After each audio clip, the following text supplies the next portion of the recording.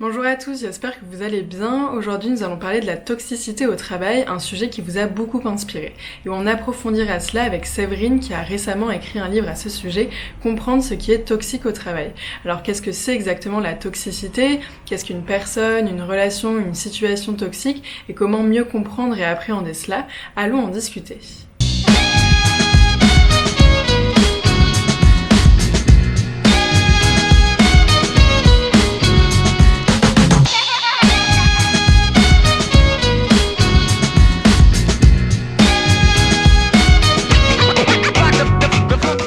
Si je vous parle de toxicité, qu'est-ce que cela vous évoque?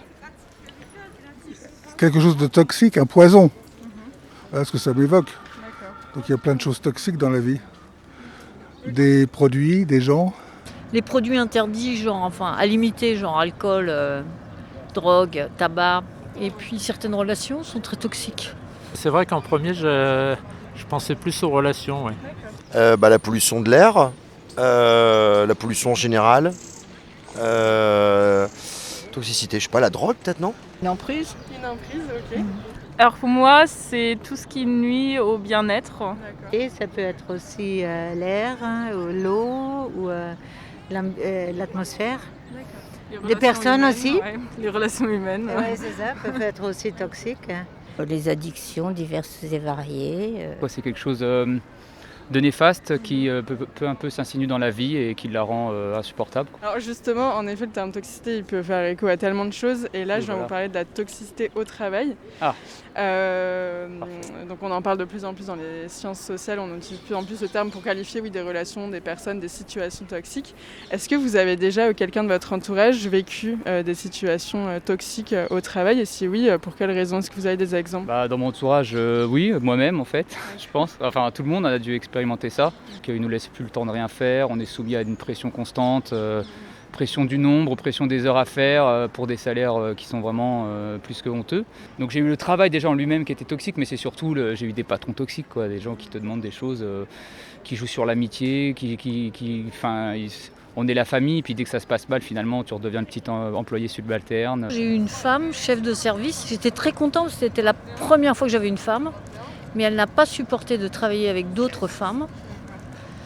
Et elle a eu des rapports avec moi que j'ai jugés très très toxiques et très destructeurs, qui m'ont fait faire un burn-out. Et personne ne l'a reconnu autour de moi, alors que c'était une équipe avec laquelle je travaillais depuis 20 ans. Et là, j'ai vraiment découvert ce que c'était. Alors je vais donner un exemple. Elle m'envoyait des mails où il n'y avait aucune voyelle. Et quand je lui disais que je ne comprenais pas, elle me disait « c'est simple, t'es conne, dégage ». Et j'ai eu beau l'enregistrer, le donner à la DRH, je n'ai eu aucun soutien. Aucun soutien. Ça a été très très toxique pour moi. Moi, j'ai eu ma filleule qui a eu des problèmes avec des collègues qui étaient insupportables, qui lui mettaient la pression et ça n'allait pas. Elle a dû passer par le DRH pour que ça s'arrête. Ça m'a déstabilisée, du coup j'étais pas sûre de moi, c'était une chef. Une situation toxique, ça pourrait être une fille dans une entreprise qui malheureusement se fait harceler. C'était mon premier stage donc, dans la profession, je connaissais vraiment rien. La personne était censée le savoir, donc mon employeur. Au final, j'ai appris au fil des conversations « Ah bon, mais c'est votre premier stage ?» en me le reprochant, en me faisant culpabiliser alors qu'elle était censée le savoir vu que c'est elle qui m'avait recrutée. Ma fille qui travaille dans un lycée me rapporte aussi des choses assez bizarres. Pas de persécution, mais de harcèlement, oui, c'est vrai. Et selon vous, qu'est-ce qu'une personne toxique?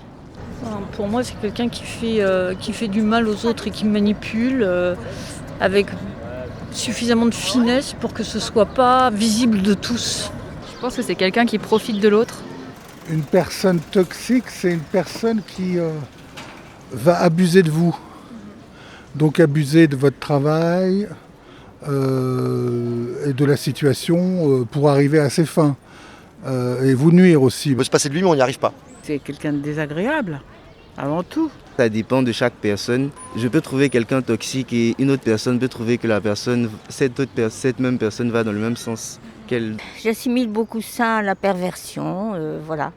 Quelqu'un qui utilise son pouvoir hiérarchique. Pollue par un comportement, par des remarques.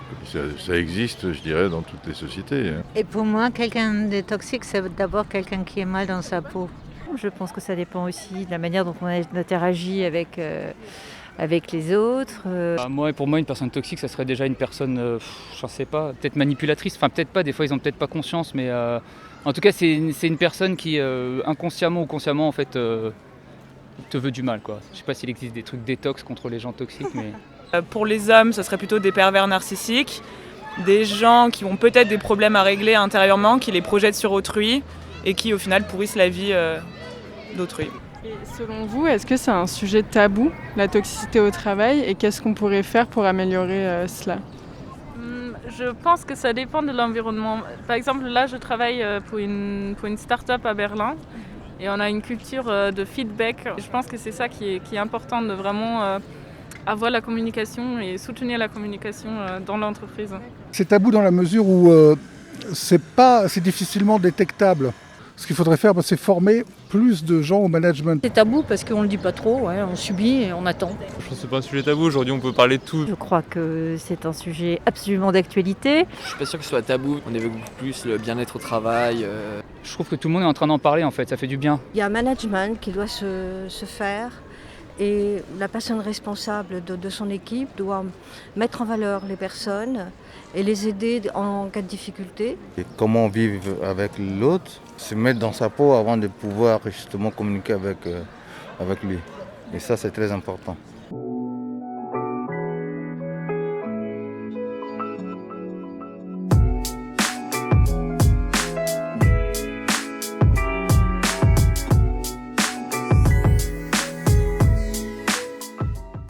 Bonjour Séverine. Bonjour Elisa.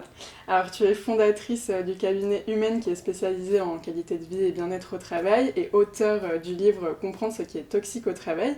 Alors avant toute chose, pourquoi est-ce que tu as choisi d'écrire sur ce sujet ?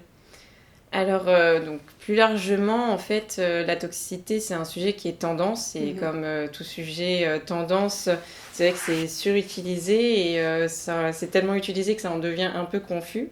Après, plus personnellement, ça fait maintenant plusieurs années que je travaille sur ce sujet.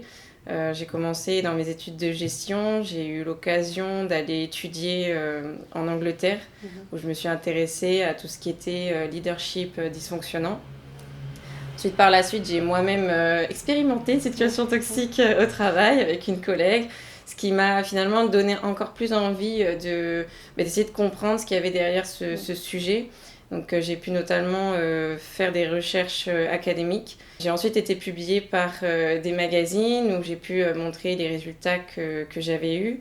Et au fur et à mesure, finalement, j'ai continué à déjà enquêter un peu par moi-même, à continuer mes lectures, à continuer à essayer d'investiguer, voir ce qui se passait dans les entreprises et à collecter aussi différents témoignages de personnes qui me confiaient leur situation toxique et ce qui m'a amené après en 2019 à fonder ce cabinet qui est vraiment spécialisé, comme tu as dit, sur des sujets aussi de toxicité et d'inclusion et qui m'a aujourd'hui en 2021 amené à publier mon premier livre sur la toxicité, comprendre ce qui est toxique au travail. D'accord.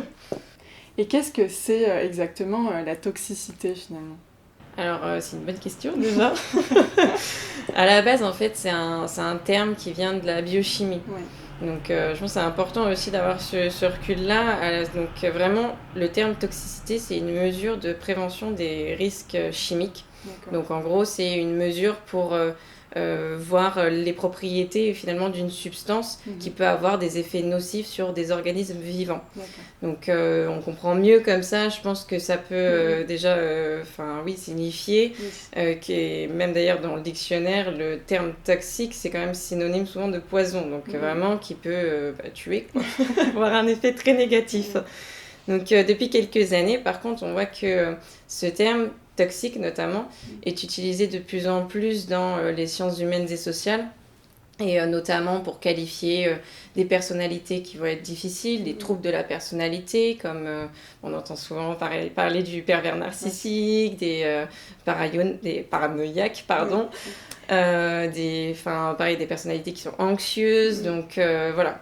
Tous ces troubles de personnalité, mais aussi des comportements déviants, des cultures d'entreprise ou des systèmes d'entreprise qui vont être toxiques, donc qui vont soit permettre de la déviance ou même l'inciter. Donc ça, c'est ce qu'on peut voir dans tout ce qui va être culture de performance dans certaines entreprises où il va y avoir des collaborateurs qui vont être, un peu dans une sorte de compétition très forte en interne, et ce qui fait que ça va générer finalement une sorte de malveillance déjà entre eux, une désolidarisation du collectif de travail, et puis une souffrance individuelle finalement. Donc voilà, et c'est pour ça ce terme aujourd'hui de toxique et de toxicité est très relié à tous ces sujets autour du harcèlement, autour de la souffrance au travail, donc forcément des réflexions sur la qualité de vie au travail.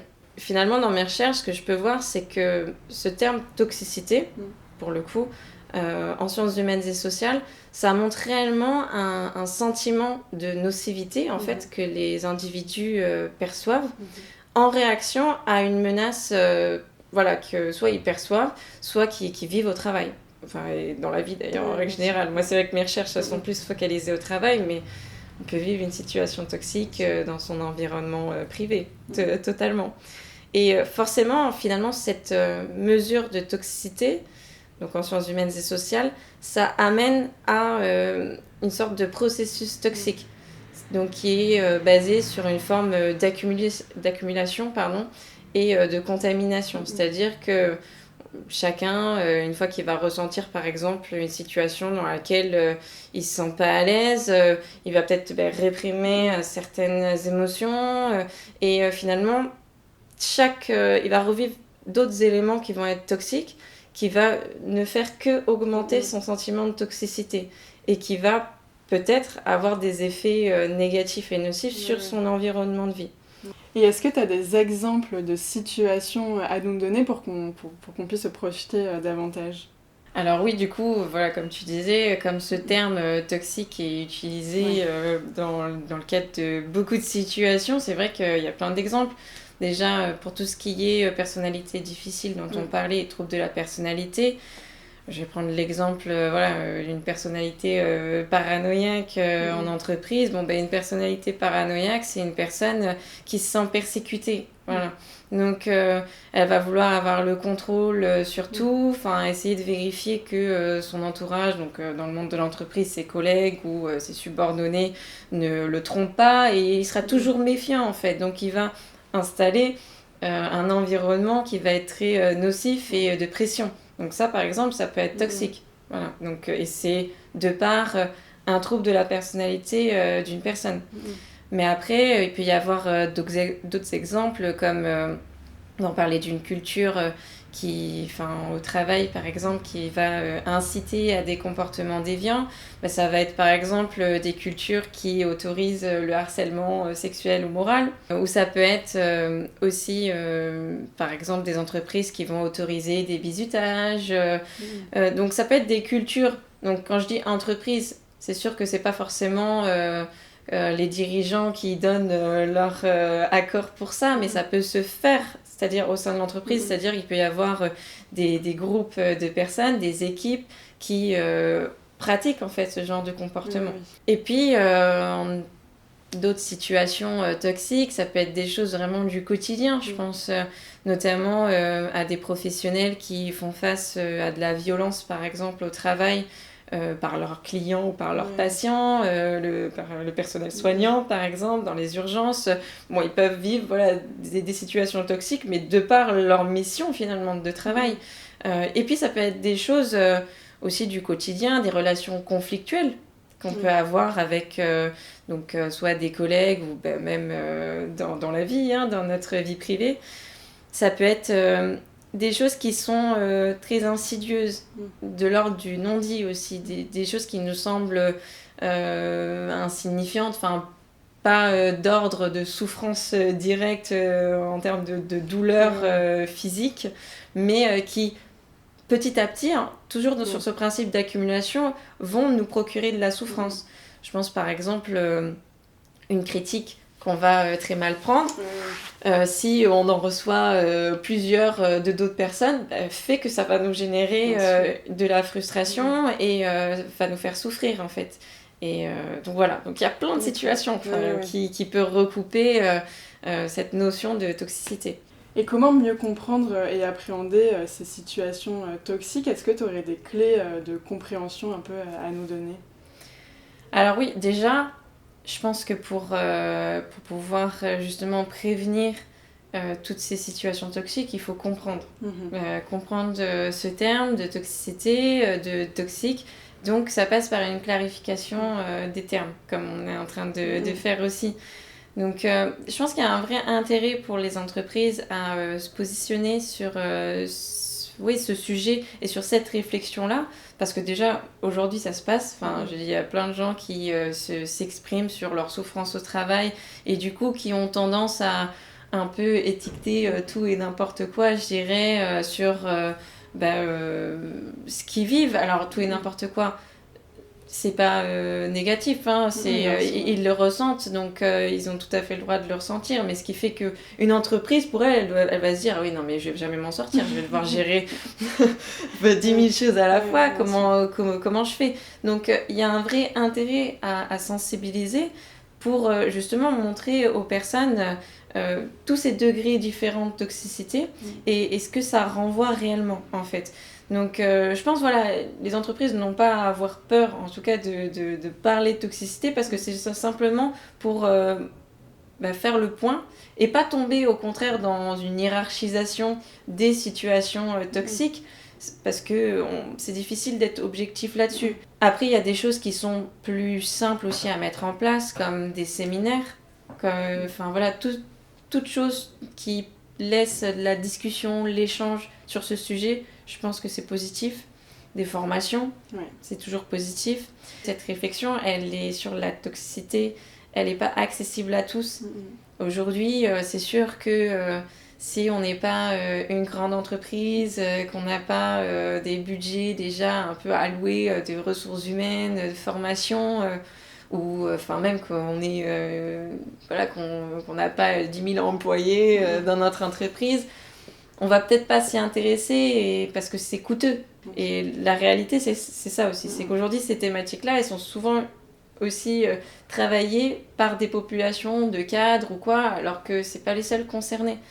Mais en tout cas, plus on invitera à cette réflexion, plus les gens seront plus responsabilisés aussi. Parce que finalement aussi, dans ces expressions, je dirais, de situations toxiques, on se retrouve souvent dans des personnes qui vont dire qu'ils subissent ces environnements. Donc ils se sentent un peu démunis et ils savent plus comment faire. Donc les inviter à cette réflexion, c'est aussi leur redonner, eux, les moyens d'agir et leur montrer qu'ils sont capables finalement de trouver des solutions aussi par eux-mêmes. Donc comment faire? C'est donc de la sensibilisation, donc inviter à cette réflexion, c'est-à-dire déjà comme on est en train de faire en clarifiant ces termes, mais aussi inviter à une introspection. Donc, parce que comme on le disait tout à l'heure, prévenir... C'est ce que fait ton livre, justement. C'est ce qu'il le fait aussi. Mais prévenir les situations toxiques et essayer de nous enlever cette toxicité quotidienne, c'est deux axes. C'est déjà arriver à bien se connaître et du coup arriver à savoir ce qui nous nuit. Et ça, c'est pas toujours évident. Bien sûr. Et le deuxième axe, c'est arriver à comprendre ce qui peut nuire, ce qui peut être nuisible aux autres, en fait.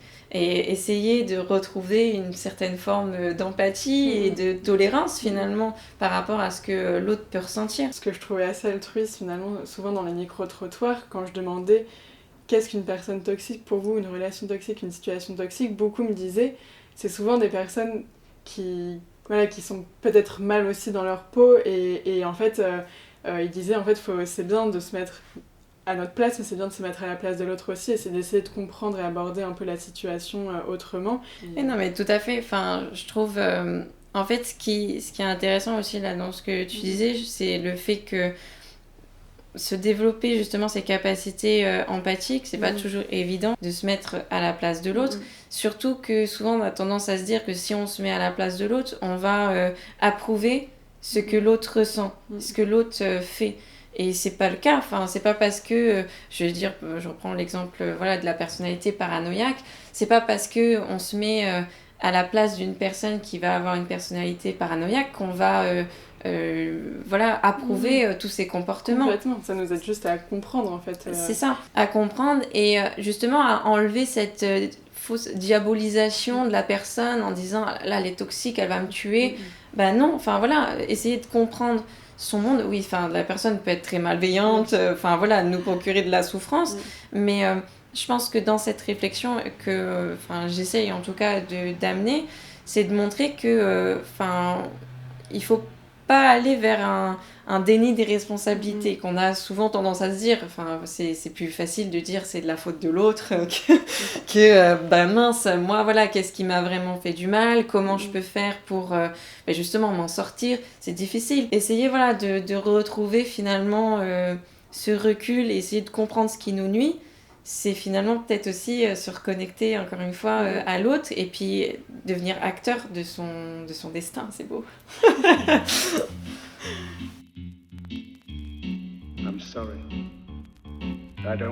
J'espère que cette vidéo vous a plu, n'hésitez pas à partager, liker, vous abonner et on se retrouve dans 2 semaines pour aborder ensemble le sujet de la reconversion professionnelle.